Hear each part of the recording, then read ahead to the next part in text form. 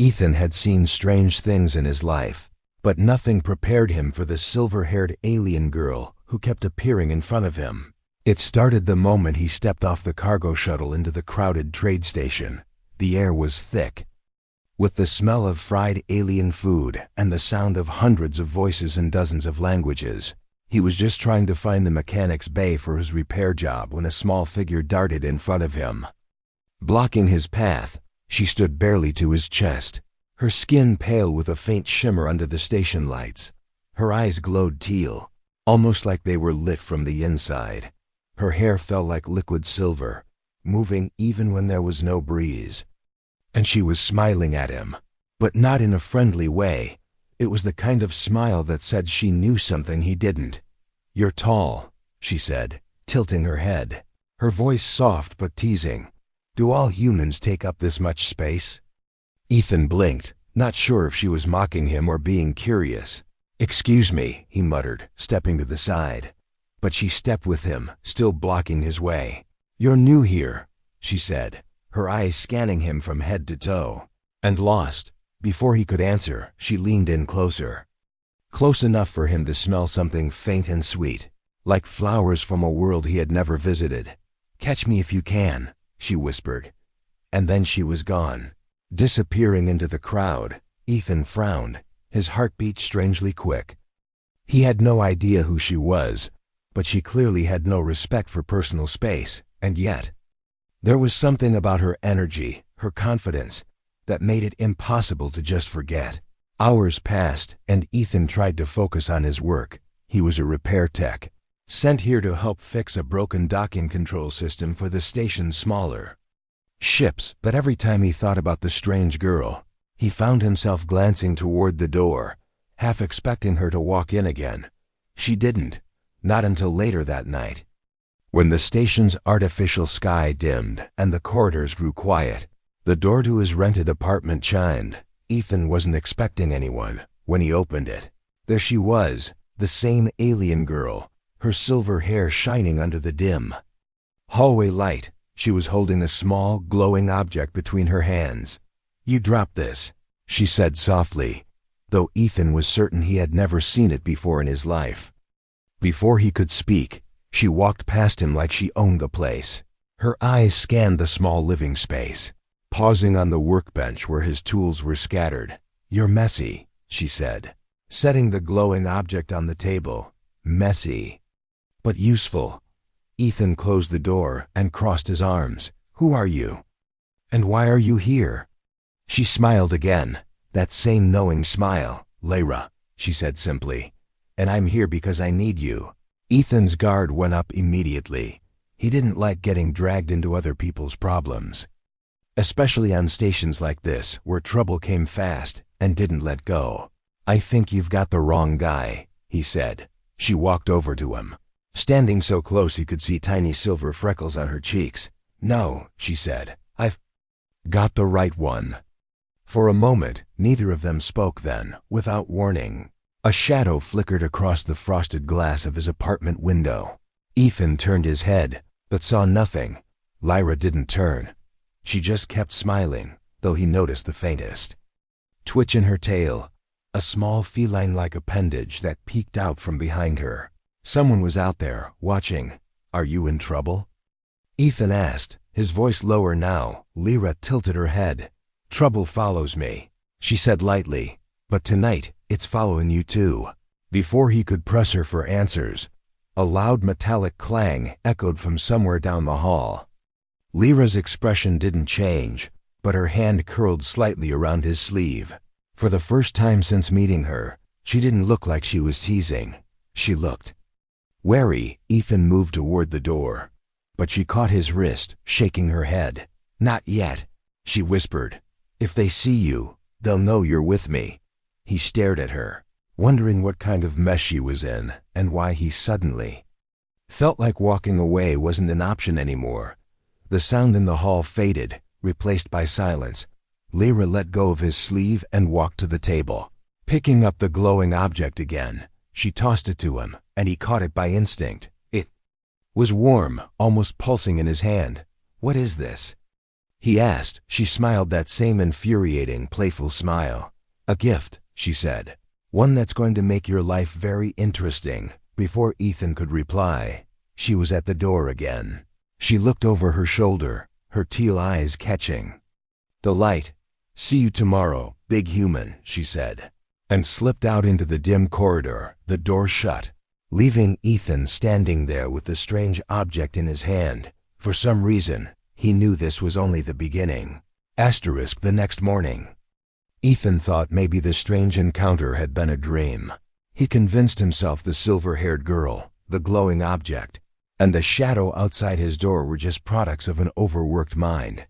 But when the door to his small apartment chimed again, all those thoughts vanished. He opened it, and there she was, Lyra, the tiny alien girl with eyes that seemed to know every secret in the room before you said a word. She didn't wait for an invitation. She walked right past him, carrying a small bag slung over her shoulder. What are you doing? Ethan asked, shutting the door behind her. Moving in, she said casually, dropping the bag onto his couch like it belonged to her. Ethan rubbed his face. No, you're not, he said. Yes, I am, she replied without even looking at him, walking to his kitchenette and peeking into the cabinets. Do you have anything edible in here? Ethan stared at her, half amazed at her boldness, half irritated at her complete lack of manners. I don't even know you, he said. Why would you think I'd let you stay here? She turned to face him, her expression shifting slightly. The playful smirk was still there, but her eyes were sharper. Because, she said, I need your protection. Ethan raised an eyebrow. Protection from what? Lyra shrugged. It's better if you don't know too much, big human. That's not how this works. Ethan said firmly, if you're in danger, I need to know what's going on. Lyra stepped closer, her small frame almost brushing against him. You'll find out soon enough, she whispered, then turned away. Curling up on the couch like she had already claimed it, she stretched out, her tail flicking lazily, and glanced at him.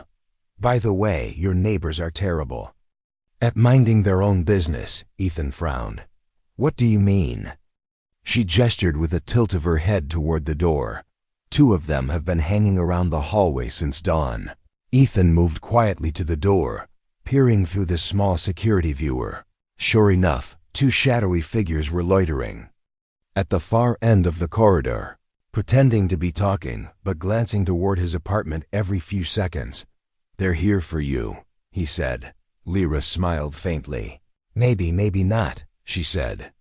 But I'd suggest you don't open the door to anyone you don't trust. Ethan sighed and sat across from her. You're trouble, he said. She grinned wider. And you like trouble, or you wouldn't still be talking to me. He shook his head, but he didn't throw her out. Something about her, the confidence, the mystery, the way she seemed both in control and vulnerable at the same time, made it impossible to just turn her away. Hours passed, and Lyra made herself at home.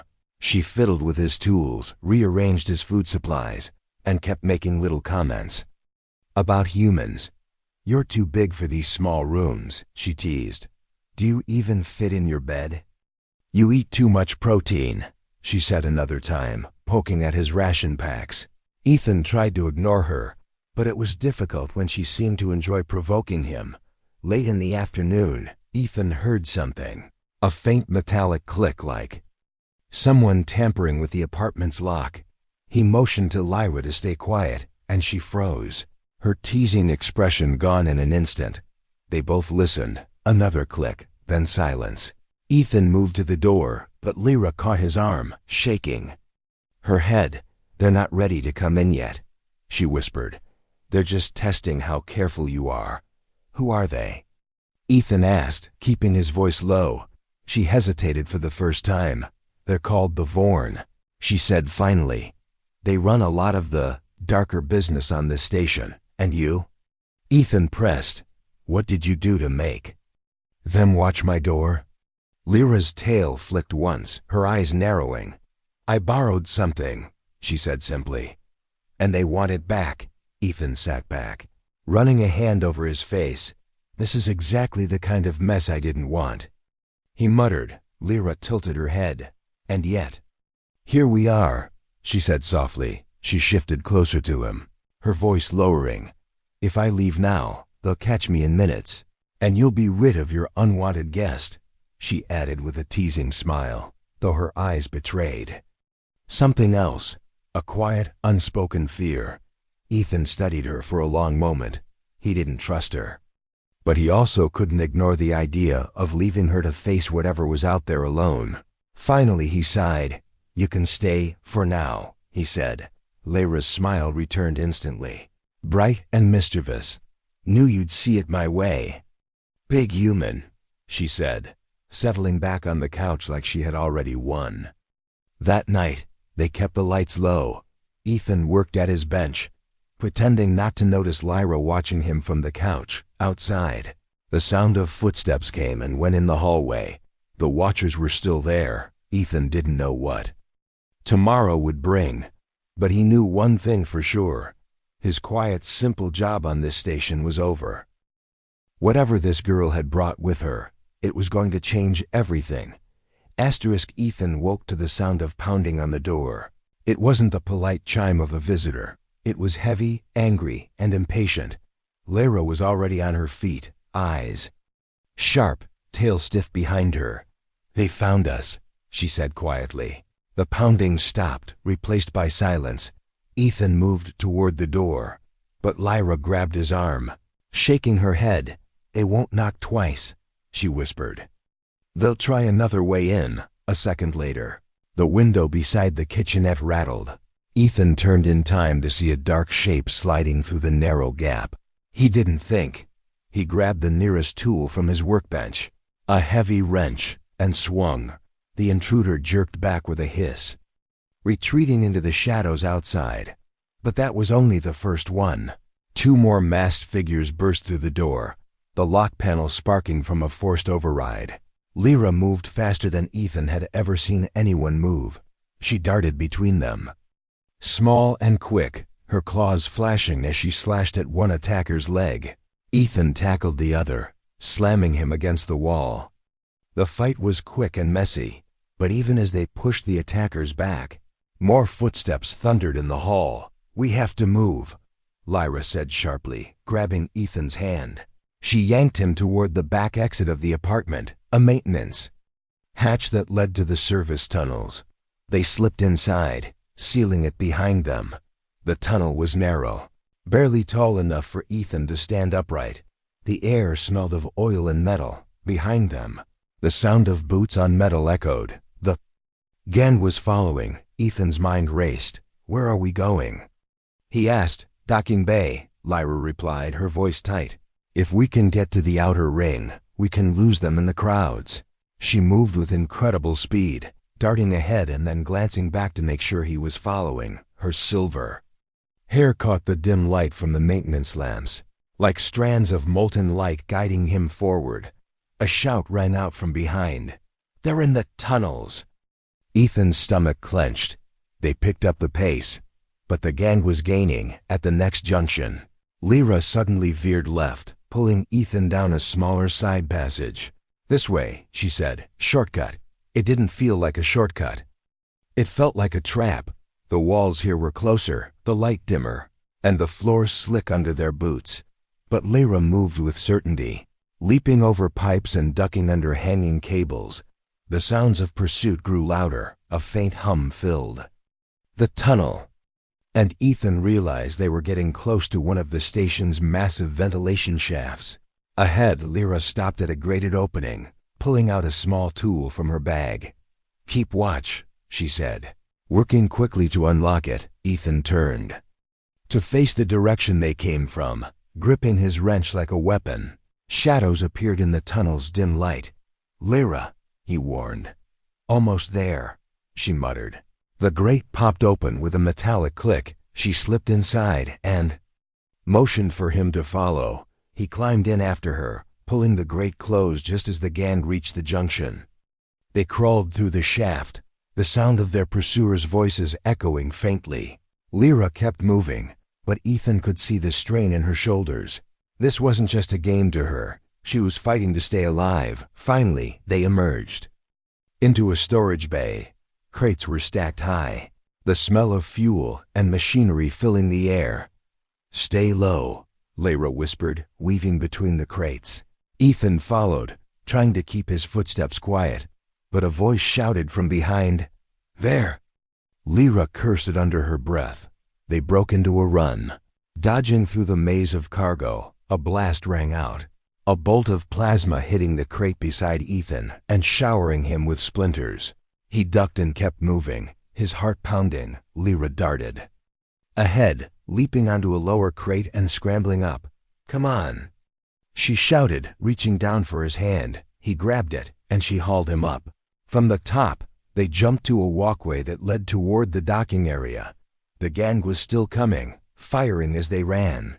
Ethan and Lyra sprinted across the walkway, their footsteps clanging on the metal. Ahead, the wide doors of the docking bay loomed. If they could get through, the crowds and chaos might give them a chance to disappear.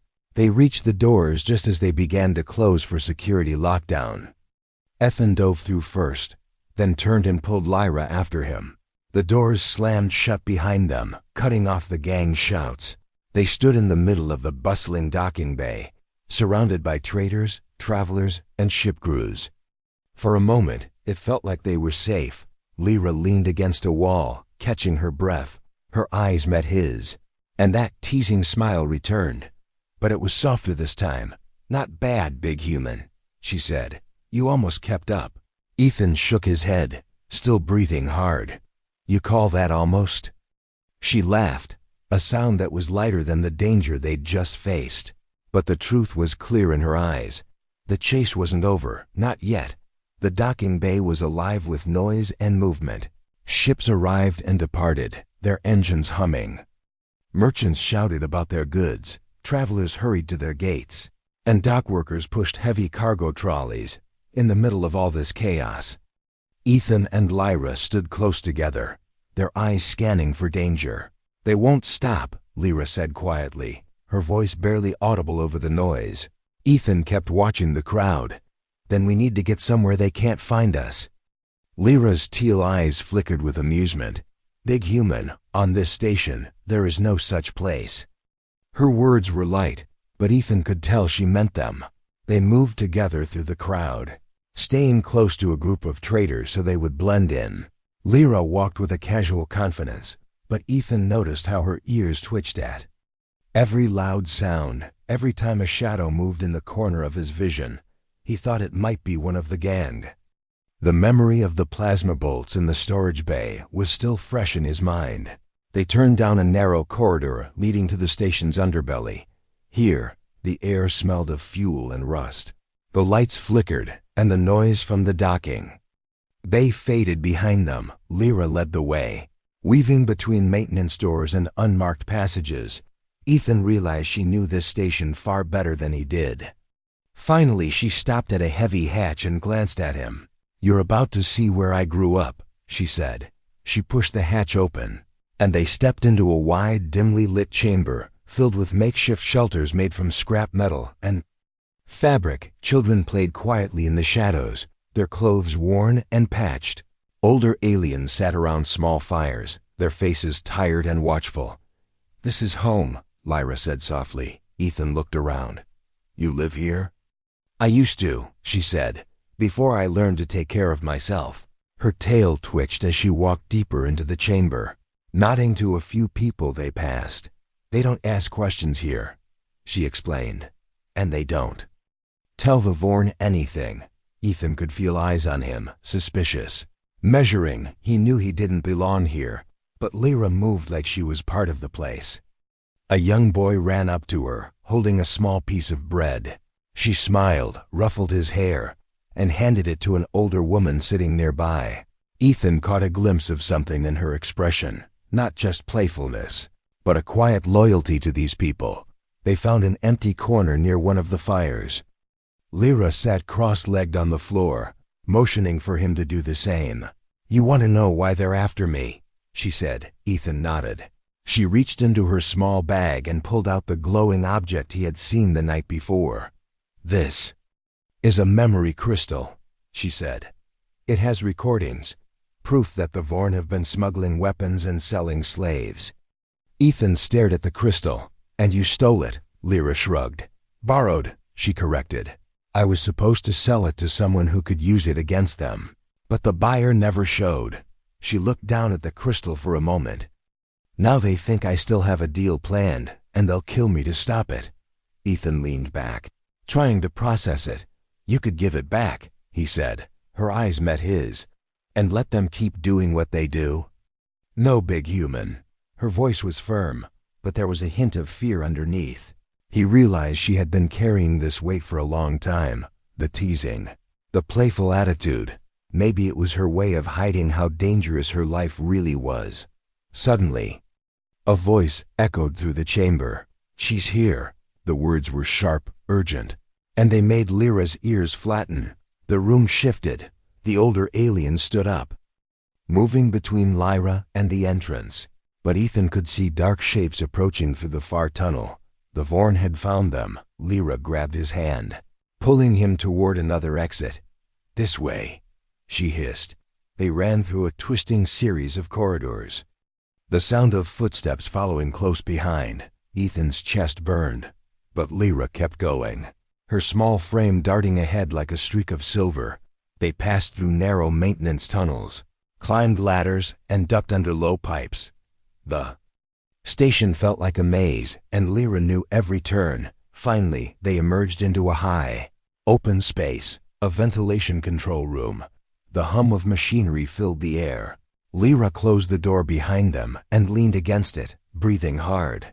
They won't come in here right away, she said.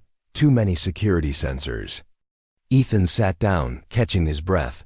Lyra, he said, you can't keep running like this forever. She gave him a small smile. Then you'd better keep up. Big human. But this time, the smile didn't quite reach her eyes. They sat in silence for a while, the distant sound of the station's machinery echoing around them. Ethan realized that somewhere between the fight in his apartment and this moment, her survival had become his problem too. Not just because she had dragged him into it, but because he didn't want to see her lose. Lyra glanced at him, her teal eyes catching the dim light. Tomorrow, she said, we go to the outer ring. What's there? He asked. She leaned back. A way out, if we can survive the night. Asterisk. The ventilation control room was quiet now. Only the low hum of the machinery filled the air. Ethan sat against the wall, his shoulders aching from the chase. Across from him, Lyra was curled up with her back against a large metal pipe, her tail wrapped around her legs, for the first time since he met her. She wasn't teasing him. Her eyes were distant, watching nothing in particular. She held the memory crystal in her hands, turning it slowly, its pale light reflected in her teal eyes, making them look almost like pieces of the sky. You're thinking about leaving, aren't you? Ethan said quietly. Lyra didn't answer right away. Finally, she looked at him. If I leave, they'll still come after me, she said. If I stay, they'll keep hurting the people I care about. Ethan leaned forward. Then what's the plan? She gave a faint smile. Tomorrow, we take this crystal to someone who can protect it, someone who can make sure the Vorn get what's coming to them. Ethan could tell she was speaking carefully. She didn't want to say names, didn't want to give away too much, but he could also hear the weight in her voice. This wasn't just a game to her. She had been running for a long time, and maybe she was tired of it. He reached into his bag and pulled out a ration pack, tossing it to her. She caught it with both hands, tearing it open without hesitation. You humans eat strange things, she said, chewing. And you eat too little. He replied. She smirked. That's because I'm small, easier to hide. For a while, they ate in silence. The faint vibration of the station's engines was like a heartbeat under their feet. Somewhere far away, Ethan could hear faint noises, maybe just machinery, maybe the distant movements of the gang still searching for them. Every sound made him glance toward the door. But Lyra didn't seem nervous. She was watching him now, her head tilted slightly. What? He asked. You're different, she said simply. Most people, when they see trouble, they run the other way. Ethan shrugged. Maybe I'm not that smart. Lyra's smile was small but real. Or maybe you just care more than you want to admit. She shifted closer, sitting beside him now. Her shoulder brushed against his arm, and she didn't move away. The warmth of her presence was strange but not unwelcome. You know, she said softly, when I first saw you, I thought you'd be easy to mess with. Big human, alone, no idea how things work here. And now? He asked, her eyes softened. Now I think you're the reason I might make it out of this. Ethan felt something tighten in his chest. He didn't say anything, but the truth was, he didn't want her to disappear from his life either, even if she was trouble, even if she brought danger with her. There was something about her spirit, her energy, that made the chaos almost worth it. The hours passed slowly. They spoke in low voices, sharing small pieces of their past. Ethan told her about growing up on a mining colony where every day was the same. Lyra told him about stealing her first loaf of bread at 7 years old.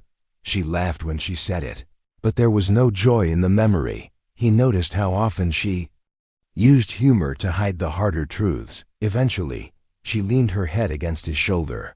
You're warm, she murmured, half asleep. Ethan didn't move, letting her rest. Her breathing slowed, and for the first time since meeting her, she looked peaceful. It made him wonder when she had last felt safe enough to sleep like this. But the peace didn't last long. A faint metallic scrape echoed from the corridor outside. Ethan's muscles tensed instantly. Lyra's ears twitched, and she opened her eyes without lifting her head. They're still looking, she whispered. He nodded. Then we'll just have to be gone before they find this place. They stayed awake for the rest of the night. Every so often, footsteps passed by outside the door. Ethan kept his wrench close, while Lyra kept the memory crystal wrapped in cloth. The tension never faded completely, but there was a strange comfort in knowing they weren't facing it alone. When the first artificial lights of the station's morning cycle came on, Lyra stood and stretched. Her silver hair shimmered in the dim glow. Ready? She asked. Ethan got to his feet. As I'll ever be, she grinned. Good, because the outer ring isn't exactly a quiet neighborhood. They packed quickly, leaving no trace behind. Ethan followed her out of the control room, his eyes scanning the corridors for movement. The station felt tense, as if it knew something was about to happen. Lyra moved with purpose, her steps quick but careful. Tomorrow would be the fight, but today was the last chance to prepare. The path to the outer ring was quiet at first. Too quiet. Ethan didn't trust it. He followed close behind Lyra, his eyes scanning every shadow, every side corridor. The metallic smell of the station's vents mixed with the faint tang of ozone in the air, a sign that energy weapons had been fired somewhere recently.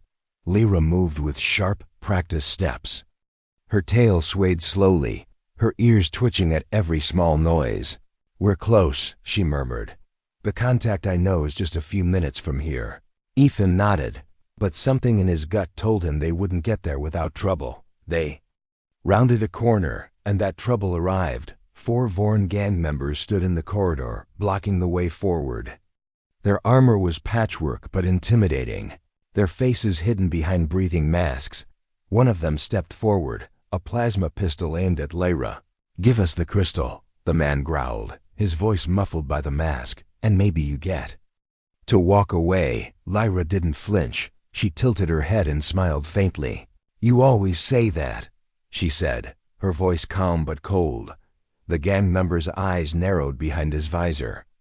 Ethan stepped forward, putting himself between Lyra and the gun. You're going to have to go through me, he said firmly. The gang didn't waste time talking. 2 of them rushed forward, weapons drawn. Ethan swung his wrench hard, knocking the first one into the wall with a heavy clang. The second tried to slash it in with a blade, but Ethan blocked it with the wrench's handle, shoving the attacker back. Lyra darted past him, moving like quicksilver.